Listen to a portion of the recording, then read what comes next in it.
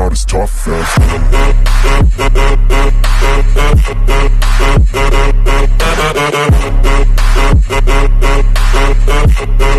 Big love shoutout po mga ka-Wheels lovers, the Wheels TV Mix Vlog. Ayan po, holiday po nga, long weekend po ngayon. Kasi nga, ito po yung kumbaga extension namin, renovation sa kusina namin.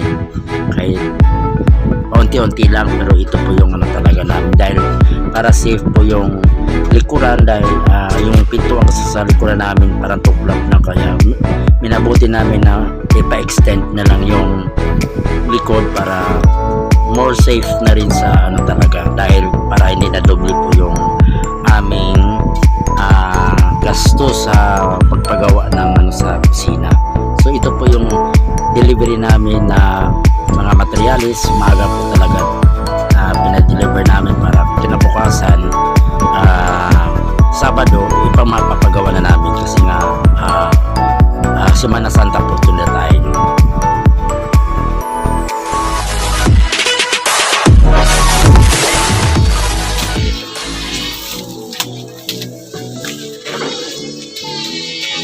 Ito na mamaya.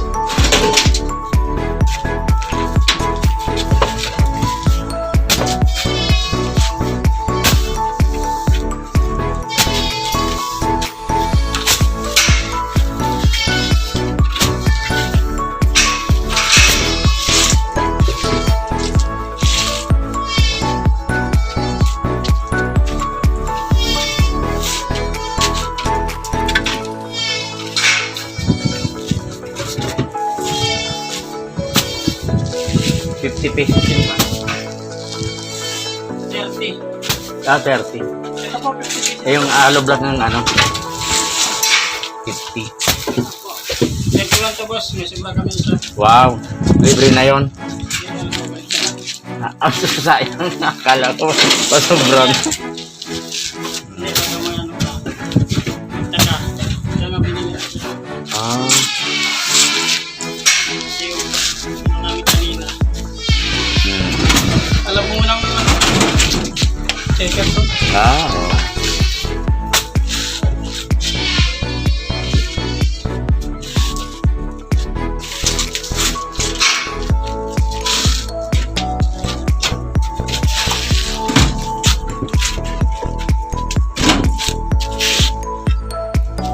Malalapat din pala yung ano.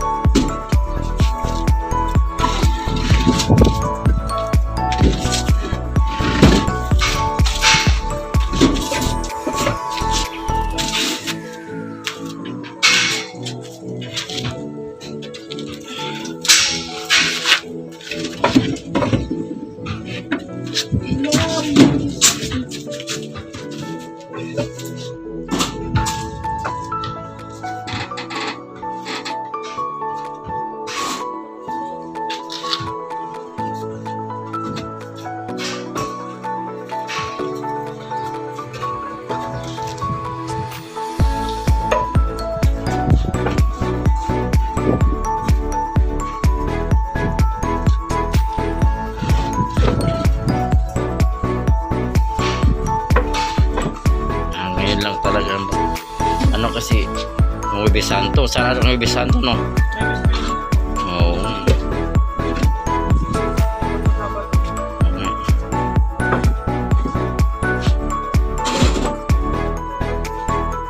Pag-sir naman, dito naman order naman solid sa iyo, sa harapan na naman eh. Inuna lang namin sa likuran kasi daming kain ng pusa.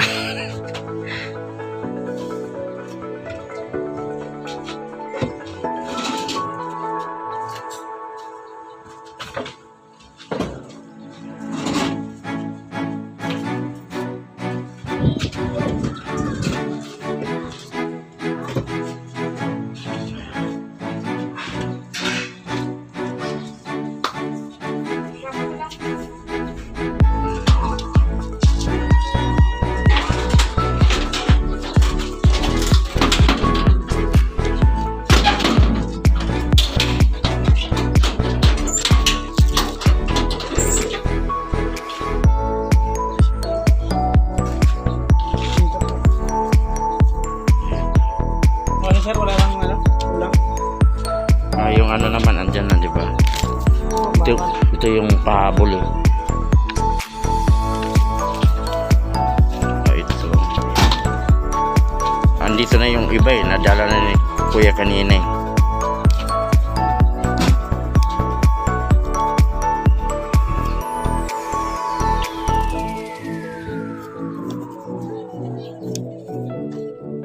Ano ngayon? 05:19 ba ngayon?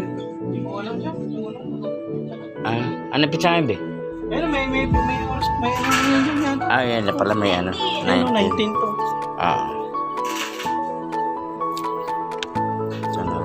Saan pa dito? Ito ba?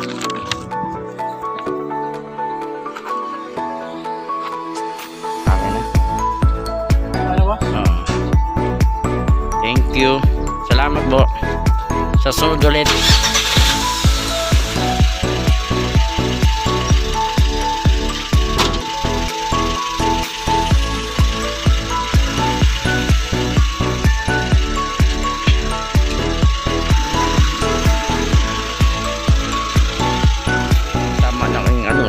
Isang yero lang, sakto na yan. Doon sa nani yan. Ay madam, amin. Start na si Octi mo magbantay.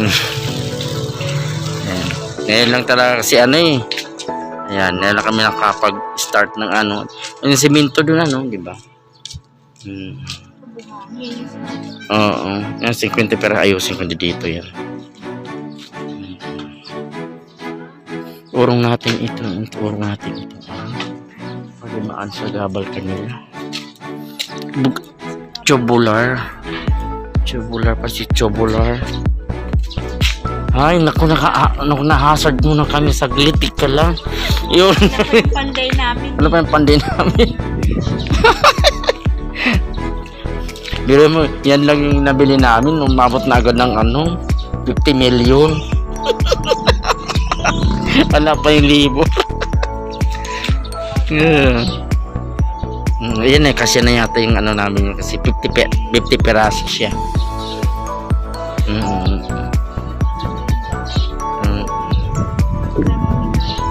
Oh, bahay naman.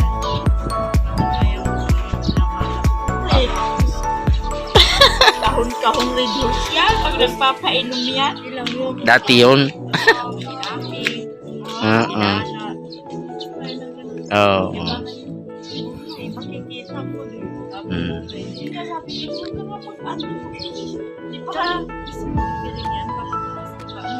Oo nga naman. Hindi ko masakta ng tubig. Oo. Kapaka na din ang puso. Ano yung buhay ko? Di ba? Ayan po, nag-start yung panday po namin mga 4 o'clock ng hapon.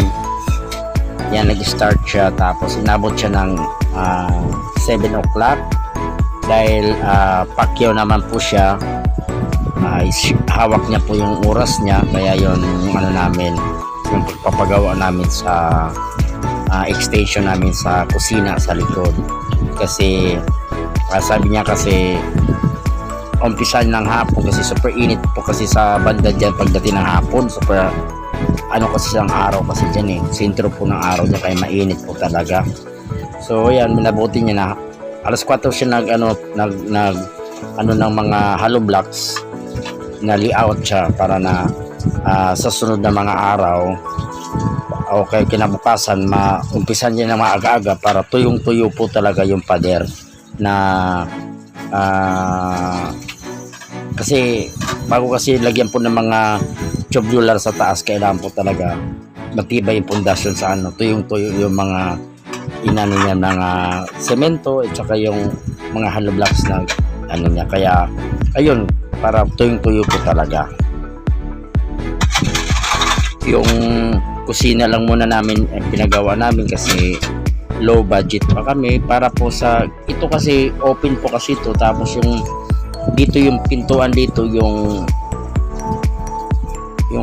pintuan dito sa kusina tuklap na kasi balak sana namin yung bakal na ipapagawa namin, ipa namin palagyan ng extension kaso nga namin madudoble na yung gastos namin kahit balang araw. So minabuti na lang namin na kahit na ito muna yung kusina para wala na rin mga pangamba na hindi safe yung sa likod, kasi ito kasi importante sa likod namin dahil ano na talaga, kunting ano na lang, tuklap na lang ng pintuan yung, kasi plywood lang kasi yun sa likod, kaya hindi matibay yung pintuan. So ayun, yan na lang pinagawa namin sa ano namin, sa kusina namin. So ayan, basta paunti-unti lang po talaga yung ano, kasi mahal din kasi din magpagawa ngayon, yung libo na libo pa nga lang din. 1 to yung singil pag mga mala expert po talaga na panday kumbaga. So ito dahil bali kawit bahay lang namin yung gumagawa, nakatawad po kami na kahit papaano kasi mabait naman po si kuya. Yun, so yun po yan, kasi pulido din kasi siya gumawa eh. Siya ang nag-ano dyan ng lagyan ng bintana sa likod. Yan, medyo maliit nga lang daw, pero medyo ano kasi mabusisi ang pagpagawa dahil nga gusto niya kasi matibay po talaga yung paggawa. Kinabukasan, ayan po ang nagawa na niya. Yun, nakikita natin na talagang almost done na yung pader sa kabila. So pantay na rin sa kabila yung bubong dun sa kabila naming katabi. So yun po kasi ang standard ng taas po talaga. Kung halimbawa hindi ka magpa-slab yung papasikan floor, kasi yung kabila kasi abang na rin niya, kasi kung gusto mo balang araw na may pa-second floor ka, sa amin din abang na rin yan, kaya ganyan po talaga yung mangyari. So yun, nabilis ni kuya gumawa kahapon, sa kinaumagahan niya na po yung trabaho niya, yung gawa niya, kaya super happy kami sa kanya dahil nga pulido po talaga sa gumawa, malinis.